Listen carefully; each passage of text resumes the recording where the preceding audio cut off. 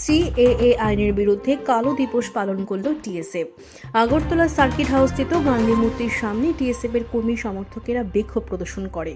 শুনুন সংবাদ মাধ্যমের সামনে বিক্ষোভ প্রদর্শনকারীরা কি বলছেন। আপনারা জানেন সেম 2019-এর 11 ডিসেম্বরে আজকের এই দিনটিতেই সিএ রাজ্যসভাতে পাস হয়েছিল ইন্ডিয়ান গভর্নমেন্ট। তো সেটার বিরুদ্ধে আমরা তখন আন্দোলন করেছিলাম সেই বিলটির বিরুদ্ধে। তো যাই হোক, তবুও ইন্ডিয়ান গভর্নমেন্ট সেটা পাস করে নেই। তো তার বিরুদ্ধে আমরা ত্রিপুরা রাজ্যে অনেক আন্দোলন করেছি, বন্ধ দেখেছি, এবং তবু ইন্ডিয়ান গভর্নমেন্ট সেটা আমাদের এগেনস্টে গিয়ে সেই বিলটাকে ওরা পাস করে নেয়। তো তার বিরুদ্ধে আজকে আমরা আবার সেই বিলটার এগেনস্টে আমরা ত্রিপুরা রাজ্যে আমরা ব্ল্যাক ডে পালন করছি। Not only in Tripura, entire north east নেশোর সাথে আমরা মিলিতভাবে আমরা এই ব্ল্যাক ডেটা আমরা আজকে পালন করছি। পরিচয়টা? আমার নাম মনীষ দেববর্মা, টিএসএফ আগরতলা টাউন কমিটির প্রেসিডেন্ট।